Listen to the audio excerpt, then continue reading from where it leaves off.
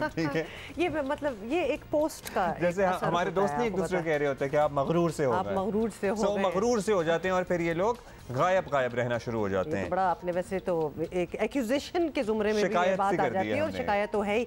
Anyway जी, हमें इस वक्त ज्वाइन की है रहनुमा मुस्लिम लीग नून और स्पेशल असिस्टेंट टू पीएम अता तारर साहब ने। अता तारर साहब, सबसे पहले तो मरियम नवाज के एवनफील्ड केस में बरी हो जाने के बाद जाहिर है कि अब अगला हदफ जो है ऑब्वियसली नवाज शरीफ की वापसी और बरियत और नाअहली ख़त्म कराना होगा। तो इसमें अब क्या रुकावट बाकी है और हुकूमत इस सिलसिले में क्या करने वाली है? नवाज शरीफ साहब का वापसी का रास्ता इसलिए अब क्लियर हो गया है और मियां नवाज शरीफ साहब इल्ज़ामात से भी मैं समझता हूँ कि एक तरह से बरी हो गए हैं कि मरियम नवाज शरीफ साहिबा पे मियां नवाज शरीफ की मुआवनत और एयानत का इल्ज़ाम था। जब अदालत ने प्रोसिक्यूटर से ये पूछा कि जो मरियम नवाज शरीफ साहिबा ने मुआवनत या एयानत नवाज शरीफ साहब की है वो किस जुर्म में की है, तो बताया गया कि आमदन से ज़ायद असासे बनाने में की है। जब पूछा गया कि कौन सा असासा बनाया है तो कहा गया कि एवनफील्ड फ्लैट्स बनाए हैं। जब पूछा गया कि उस हवाले से, इन फ्लैट्स के हवाले से मियां नवाज शरीफ साहब का कोई लिंक हो या कोई ऐसा दस्तावेज़ हो या दस्तावेज़ात हों आपके पास जो ये साबित करते हों कि मियां नवाज शरीफ का इन फ्लैट से कोई लिंक है, तो आप पेश कर दें। तो प्रोसिक्यूशन और नैब वाले बुरी तरह नाकाम रहे इसको साबित करने में। हालांकि जो कल की पेशी थी उसमें वही प्रोसिक्यूटर पेश हुए मुजफ्फर अब्बासी जो ट्रायल में प्रोसिक्यूटर थे। तो मैं समझता हूँ कि मियां नवाज शरीफ का, क्योंकि देखिए उनके वालिद का मियां शरीफ का 1969 में एशिया की सबसे बड़ी स्टील मिल थी, ग्रुप ऑफ इंडस्ट्रीज़ था, फैक्ट्रीज़ थी, मिल्स थी, इंजीनियरिंग सर्विसेज थी और उन्होंने 1985 में वो सियासत में आए।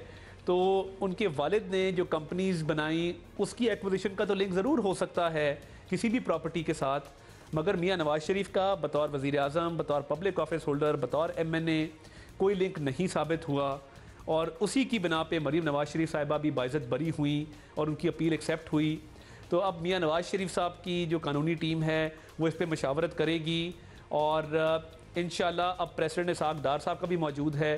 तो ये दो प्रेसिडेंट्स की रोशनी में और इस केस में जो बहुत बड़ा ब्रेक थ्रू है, क्योंकि मियां नवाज शरीफ साहब के ख़िलाफ़ 3 रेफरेंसेस थे नैब के, फ्लैगशिप में बरी हुए, अल अजीज़िया में सेंटेंस सस्पेंड हुआ और ये एवनफील्ड में अब ये खुल के सारी बात सामने आ गई है कि केस बनता ही नहीं था, कोई एविडेंस ही नहीं है, सिरे से नहीं बनता था, झूठ बेनकाब हुआ है।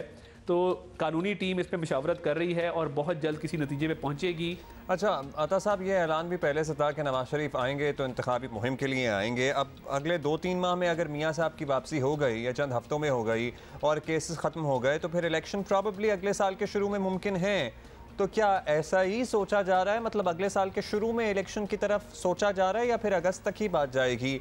हम पूछ इसलिए रहे हैं कि शायद इमरान खान साहब भी ज़रा मुतमईन हो जाएं अगर आप कह दें कि अगले साल शुरू में हो जाएंगे। तो देखिए बात यह है कि इलेक्शंस तो जब असेंबलियों की मुद्दत पूरी होगी तभी हो पाएंगे और ये सियासी मैनेजमेंट है और मैं समझता हूँ कि गवर्नेंस के हवाले से सागदार साहब आए हैं, मईशत के हवाले से बेहतरी आ रही है और इंशाल्लाह मुस्लिम लीग नून की इलेक्शन कैंपेन मियां नवाज शरीफ ही लीड करेंगे और वही इलेक्शन कैंपेन के हवाले से पूरी हिकमत अमली भी तय करेंगे, उसकी मंजूरी भी देंगे और ख़ुद मैदान अमल में मौजूद होंगे।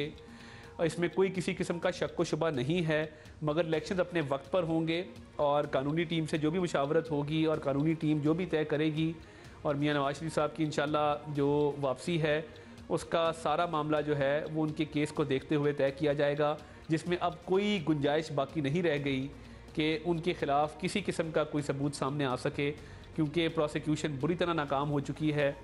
और मैं ये समझता हूँ कि मियां नवाज शरीफ इस मुल्क के 3 मरतबा वज़ीर आज़म रहे हैं, उनके दौर में जितने प्रोजेक्ट्स हैं, लाहौर इस्लामाबाद मोटरवे हो, लाहौर कराची मोटरवे हो, एनर्जी प्रोजेक्ट्स हों, स्कूल कॉलेजेस यूनिवर्सिटीज़ हों, हस्पताल हों, तो वो इस मुल्क की तरक्की के ज़ामिन हैं और वो आएंगे और पाकिस्तान की खुशहाली दोबारा लौटेगी।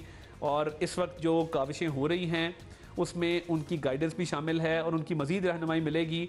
तो इंशाल्लाह इन हालात को बेहतर करके इलेक्शन में जाएंगे और मियां नवाज शरीफ साहब इस इलेक्शन कैंपेन को वापस आके लीड करेंगे। अच्छा तार साहब, आप हमारे साथ हैं, अब ये तो आपसे पूछना ही पड़ेगा कि जिस फोरम से इमरान खान को रिलीफ मिलने पर हुकूमती नुमाइंदे एतराज़ करते थे, अब वहीं से मरियम नवाज को भी रिलीफ मिला है, तो अब तो इदारों पर तनकीद की गुंजाइश नहीं बनती और ना ये कि इमरान खान को बदस्तूर लाडला कहा जाए। मतलब अब ये चीज़ें कुछ मैच नहीं कर रही, तो आप इत्तेफाक करते हैं, करेंगे इस बात से? देखिए, लाडला वो होता है जिसको बुरी आदतें पड़ गई हों, जिसको ये आदत हो कि हर काम उसकी मर्ज़ी का किया जाए, हर काम वो किया जाए जो उसको सूट करे।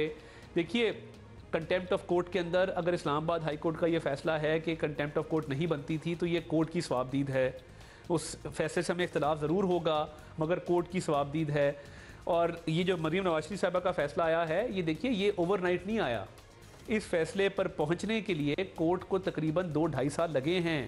ये अपील आप देखें कब दायर हुई थी, 2018 या 19 में दायर हुई थी, और उसके बाद एक एक कागज़ को जांचा परखा गया, हर चीज़ को मरूज़े खातिर लाया गया, हर चीज़ को देखा गया, प्रोसिक्यूशन का पूरा केस सुना गया और एपेलेंट्स का पूरा केस सुना गया। तो उसके बाद कोर्ट इस नतीजे में पहुंची है कि इंसाफ का यही तकाजा था कि मरीम नवाज शरीफ साहिबा कभी पब्लिक ऑफिस होल्डर नहीं रही, मियाँ नवाज शरीफ ने आमदन से ज़्यादा असासे नहीं बनाए, लिहाजा मरीम नवाज शरीफ साहिबा को और कैप्टन सफदर साहब को बाइज़्ज़त बरी किया जाता है और उनकी अपील एक्सेप्ट की जाती है।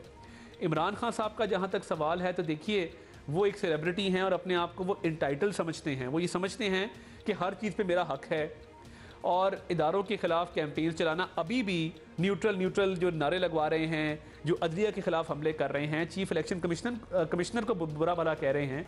तो चीफ़ इलेक्शन कमिश्नर किसने अपॉइंट किया था? और देखिए, हमारे ख़िलाफ़ भी फैसले आते हैं। हमने कभी इस नहज पे नहीं पहुँचे कि एक रेड लाइन क्रॉस करके इदारों को इतनी बुरी तनकीद का निशाना बनाया हो। तो इमरान खान साहब वो मीठा मीठा हप हप कड़वा कड़वा थू थू की पॉलिसी पर हैं।